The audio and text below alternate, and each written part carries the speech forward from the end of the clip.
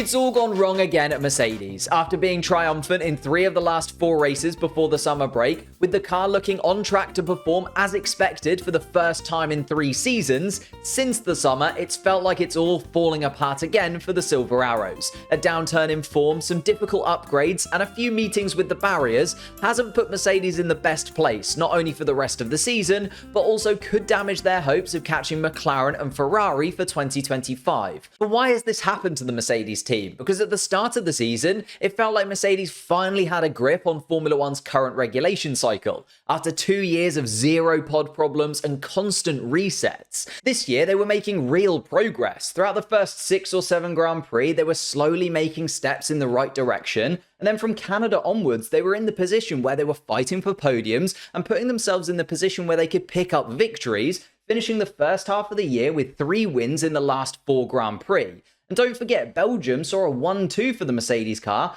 until George Russell was disqualified from the race, with both of the Mercedes cars on 2 different strategies. However, post-summer break, the team have only had 1 podium finish to celebrate in Baku, and that was thanks to Sergio Perez and Carlos Sainz handing it to them rather than earning it on merit. And the car has gone back to being incredibly difficult to drive, with the team now struggling to understand a few different aspects of the car, which we'll get into momentarily. But Toto Wolff has confirmed himself that Mercedes are back to underdog status after 2 of the most frustrating weekends of the season for them. So what's gone wrong for Mercedes? Well, tracking back to that initial spike in form from the team, which came after a new front wing was tested on George Russell's car at the Monaco Grand Prix weekend, constant tweaks to the car weekend after weekend meant the car looked quicker and quicker weekend after weekend, culminating in that incredible run of victories. But looking at each one of those wins individually, you could argue that Russell only won in Austria thanks to a collision between Max Verstappen and Lando Norris, Hamilton only won in Silverstone due to McLaren's calamitous pit stops, and in Belgium the team were helped out by Max Verstappen's grid penalty, which dropped him off pole position. But besides that, this front wing upgrade wasn't going to be enough to keep them towards the top end of the grid for long. And the next glaring issue to address on the Mercedes car was the floor. And it seems upgrading this post-summer break is where things have started to go wrong for Mercedes all over again.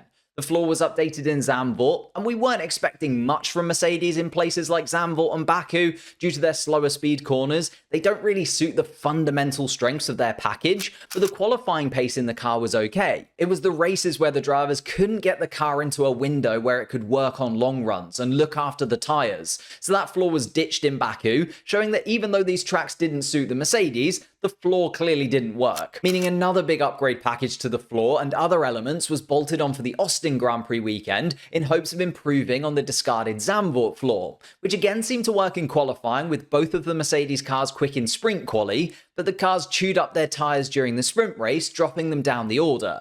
And overall, it feels like the 2 weekends where they've had this new floor on the car, they can't really predict how good or bad the car is going to be. Toto Wolff summarized it saying, "I think the car has a really narrow band where it functions really well. When you hit that lap or that session, we're quick." But he also caveated that by saying, "When you hit it right, we can be very quick on a single lap. On a long run, we're probably 3rd or 4th. And the Mexico weekend highlights that problem perfectly. Fastest in free practice 1, and then from there, the 2 cars were set up differently to try and find that sweet spot. And of course, damage to George's front wing when overtaking Oscar Piastri during the race didn't help with the overall pace of the car, but both cars were just stuck fighting between themselves in the middle of nowhere during the Grand Prix, as the Ferraris and Lando Norris disappeared into the distance. Interestingly, post-Mexico, Russell said, "I'm sure that the upgrades are working as they should be," as well as Andrew Shovlin saying the upgrade kit has shown some promise. But I'm not so convinced, especially because second to the problems with long runs and tyre degradation being very high is the fact that the car's balance is all over the place, leading to 3 big shunts in 2 race weekends for the team.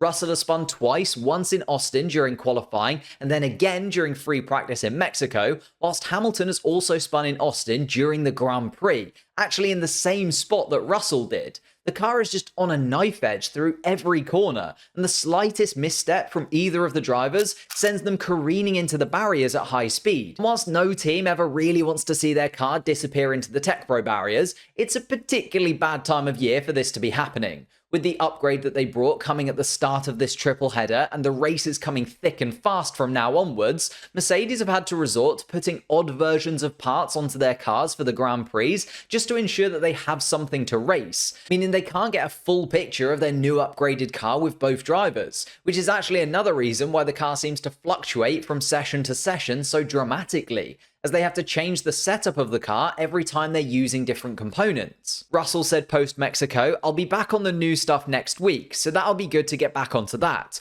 When you look at our pace, it's probably greater than ever, but McLaren and Ferrari have done something exceptional." And that's the final thing that Mercedes need to be concerned about in all of this. 2025 is looking like it could be one of the most competitive seasons that we've ever seen in Formula 1.